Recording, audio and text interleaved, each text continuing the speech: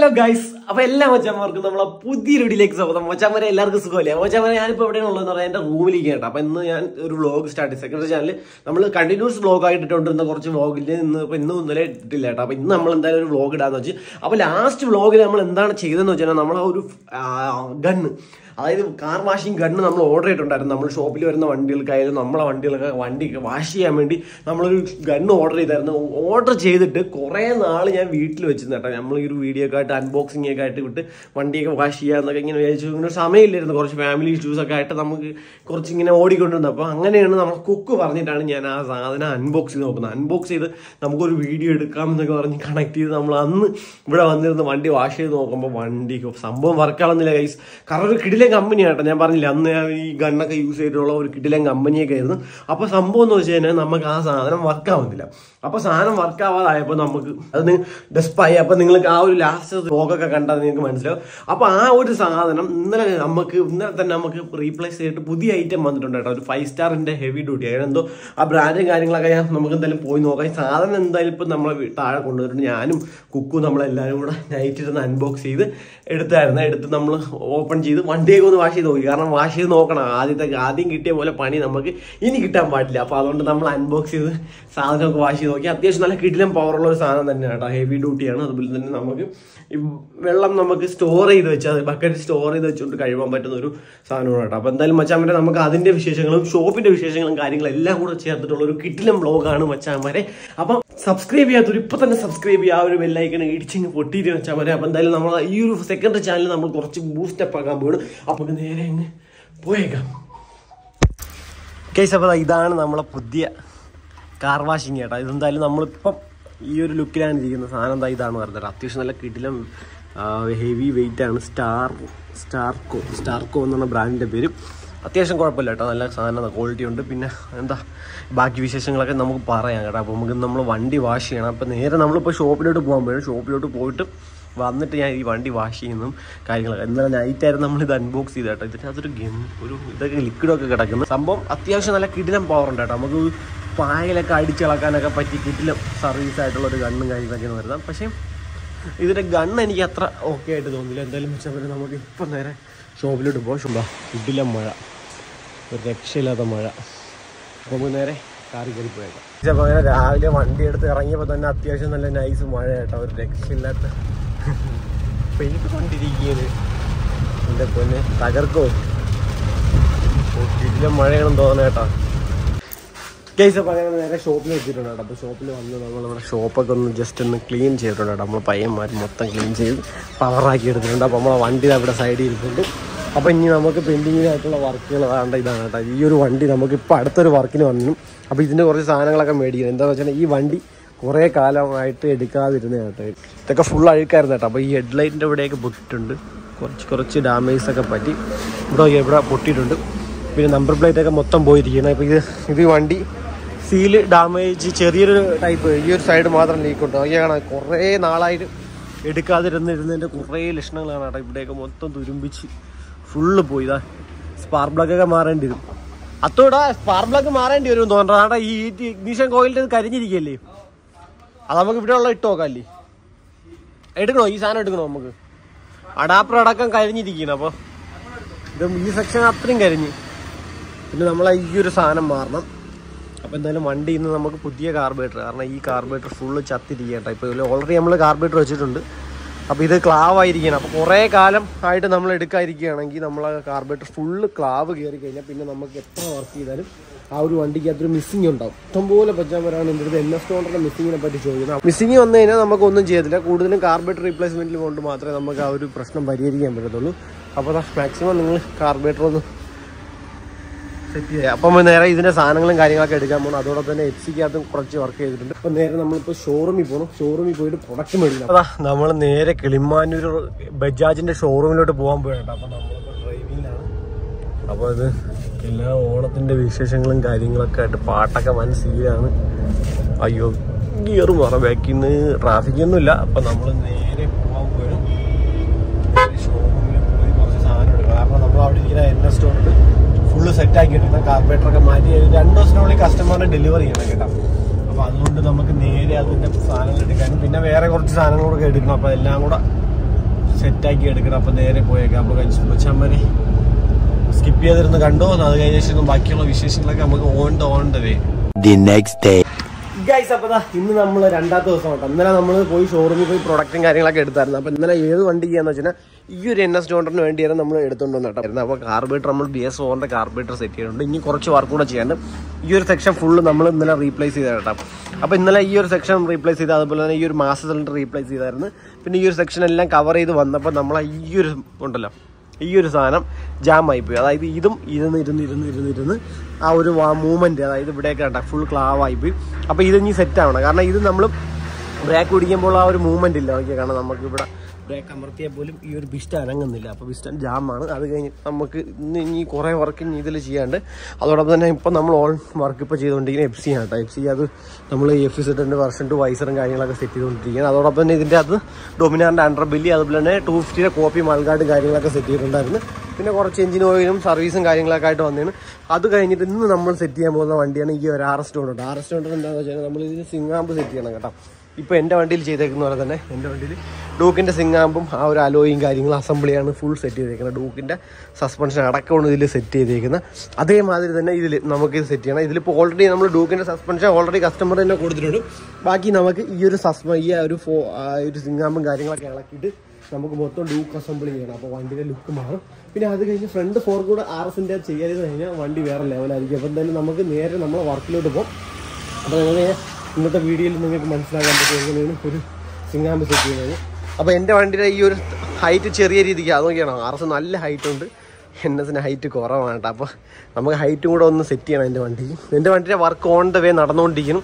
പിന്നെ എന്തായാലും ഞാൻ തുടർന്നുള്ള വ്ളോഗിൽ എന്തായാലും എൻ്റെ വണ്ടിക്ക് സംഭവിച്ച കാര്യങ്ങളെല്ലാം ഞാൻ പറഞ്ഞുതരും. എന്തുകൊണ്ടാണ് വണ്ടി ഇവിടെ ഇരുന്ന് പോയതും എൻ്റെ വണ്ടി മോഡിഫൈഡ് ചെയ്തപ്പോൾ എനിക്ക് ഉണ്ടായ അനുഭവങ്ങളൊക്കെ വെച്ചൊരു വീഡിയോ ഞാൻ പ്ലാൻ ചെയ്യുന്നുണ്ട്. അത് മിക്കവാറും നമ്മൾ മെയിൻ ചാനലായിരിക്കും നമ്മളത് അപ്ലോഡ് ചെയ്യുന്നത്. അത് ഓൺ ദ വേണം. അപ്പോൾ എന്തായാലും നമ്മൾ ഈ ഒരു RS 200 വർക്കിലോട്ട് പോയേക്കാം. ഗൈസ്, അപ്പോൾ നമ്മൾ വർക്ക് സ്റ്റാർട്ട് ചെയ്യാൻ പോകട്ടെ. അപ്പോൾ നമുക്ക് ഇനി സിംഗാമ്പ് ഇളക്കണം.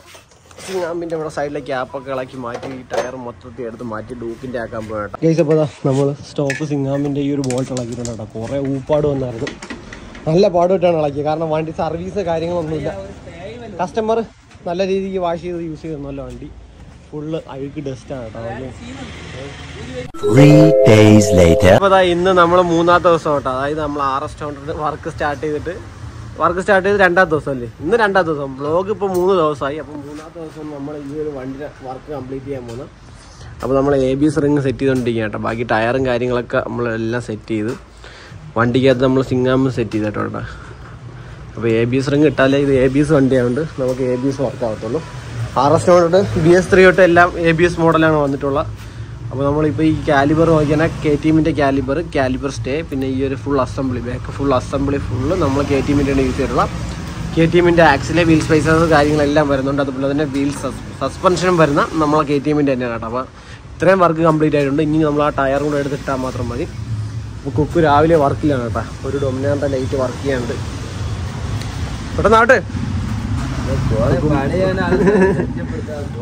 അപ്പോൾ എന്തായാലും ബാക്കി നമുക്ക് ടയർ എടുത്തിടാം. അപ്പോൾ നമ്മൾ RSന്ന് കൊടുക്കൂലടാ. വൻ പണിയാണ് രാവിലെ കിട്ടില്ല. മഴയൊക്കെ ആയിരുന്നു. ABS റിങ് സെറ്റ് ചെയ്തിട്ടുണ്ട് വണ്ടിയുടെ ടയർ എടുത്ത് കയറ്റാൻ. അപ്പോൾ അങ്ങനെ നമ്മൾ ഡൊമിനാറിൻ്റെ ഹെഡ്ലൈറ്റ് ഇളകിക്കൊണ്ടിരുന്ന ആ വർക്ക് കംപ്ലീറ്റ് ആയിട്ടുണ്ട്. അപ്പോൾ വണ്ടിയിലെ ലൈറ്റും കാര്യങ്ങളൊക്കെ ഫിറ്റ് ചെയ്തിട്ടുണ്ട്. അപ്പോൾ നമ്മൾ കറക്റ്റ് എൽക്ലാമ്പും കാര്യങ്ങളൊക്കെ കൊടുത്ത് ഹെഡ്ലൈറ്റ് താത്തൊക്കെ വെച്ചിട്ടുണ്ട്.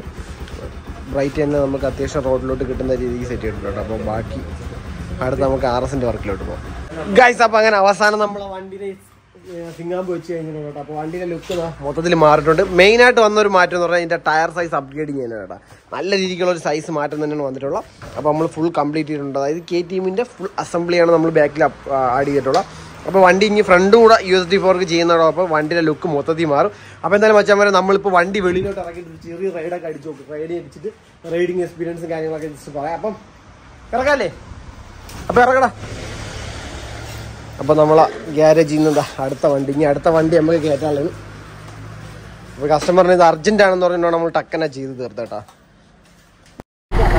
ഗൈസ്, അപ്പോൾ നമ്മളെ വണ്ടിയുടെ വർക്ക് ഏകദേശം കംപ്ലീറ്റ് ആയിട്ടുണ്ട് വച്ചാൽ വരുന്നത്. അപ്പോൾ ഇതാണ് വണ്ടിയുടെ ഒരു ഔട്ട്ലുക്ക് വരുന്നത്. അപ്പോൾ ഇപ്പോൾ എന്താണ് ചെയ്തുകൊണ്ടിരിക്കുന്നത് വെച്ചാൽ നമ്മളിപ്പം ഇതിൻ്റെ ബ്രേക്ക് ബ്ലീഡ് ചെയ്തുകൊണ്ടിരിക്കണം. ഇപ്പം മൊത്തത്തിൽ മാറ്റിയിരിക്കണമല്ലോ. ഇതിൽ ചെയ്തേക്കുന്നത് എന്താണെന്ന് വെച്ചാൽ ഡൂക്കിൻ്റെ ഡിസ്ക് ബ്രേക്ക്, ഡൂക്കിൻ്റെ കാലിബർ സ്റ്റേ കാര്യങ്ങളെല്ലാം കൂടെ വെച്ചേക്കണം. അതായത് അലോയി മാറിയിട്ടുണ്ട്. അലോയി മാറി ആ ഒരു സിംഗാമ്പുമാണ് ഇതിൻ്റെ മെയിൻ ഹൈലൈറ്റ്. അതോടൊപ്പം തന്നെ സസ്പെൻഷനും ഹൈലൈറ്റ് തന്നെയാണ്. സസ്പെൻഷൻ നമുക്ക് കൂടെ ഹൈറ്റ് ആയിട്ടുണ്ട് കേട്ടോ. അപ്പോൾ ഇതിലൊരു RC സസ്പെൻഷനാണ് നമ്മളിതിൽ ആഡ് ചെയ്തിരിക്കുന്നത്. അത് കസ്റ്റമർ തന്നെ ആഡ് ചെയ്തിട്ടുണ്ടായിരുന്നു മുന്നേ. അതിനുശേഷമാണ് നമ്മൾ ഈ ഒരു ഡൂക്കിൻ്റെ സിംഗാമ്പും ഈ ഒരു അലോയും കാര്യങ്ങളൊക്കെ വെച്ചിട്ടുള്ളത്.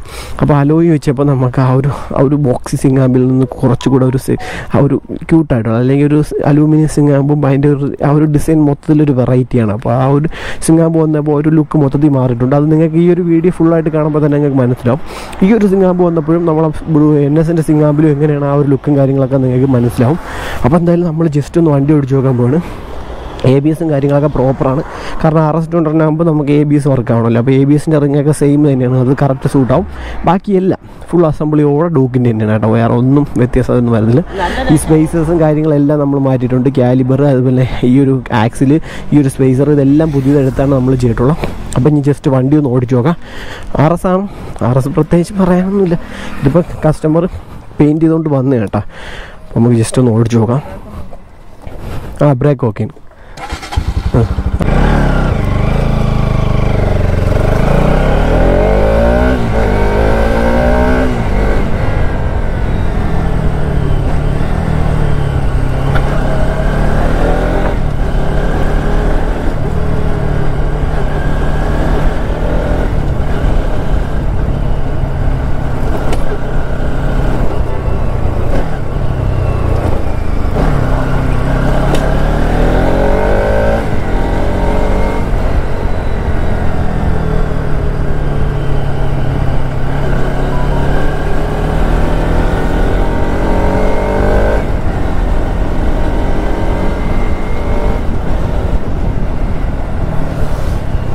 സിംഗാമ്പ് നമ്മൾ മാറ്റിയാൽ നമുക്ക് പെർഫോമൻസിനെ ഒന്നും ബാധിക്കത്തില്ല. കാരണം പെർഫോമൻസ് യാതൊരു വ്യത്യാസം വരത്തില്ല.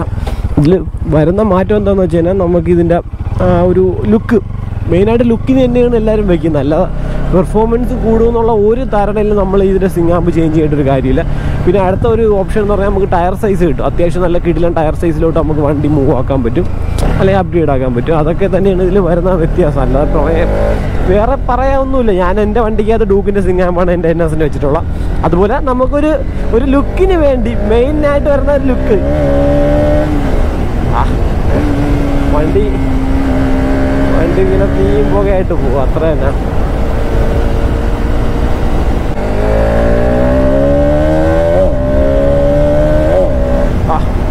വണ്ടി ചുമ്മാ തീയ തെറിച്ചേറി പോവാ. നമുക്ക് ഇവിടെ നിന്നൊരു റബ്ബ് എടുത്തടിച്ചാൽ വണ്ടിയോട്ടും ബ്രേക്കില്ല. എന്നാലും